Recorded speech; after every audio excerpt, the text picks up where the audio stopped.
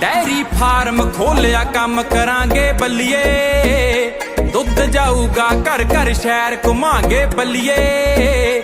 ਕਰਨੀ ਫੁੱਲ ਕਮਾਈ ਇੱਕ ਨੰਬਰ ਦੀ ਸਾਰੀ, ਹੋ ਜਾਣੀ ਉਪਜਾਊ ਜ਼ਮੀਨ ਬੰਜਰ ਜੋ ਸਾਰੀ। 9 ਤੋਂ 5 ਦੀ ਨੌਕਰੀ ਤੋਂ ਸੀ ਮਨ ਜਿਹਾ ਗਿਆ, ਤਾਂ ਹੀ ਜੱਟ ਨੇ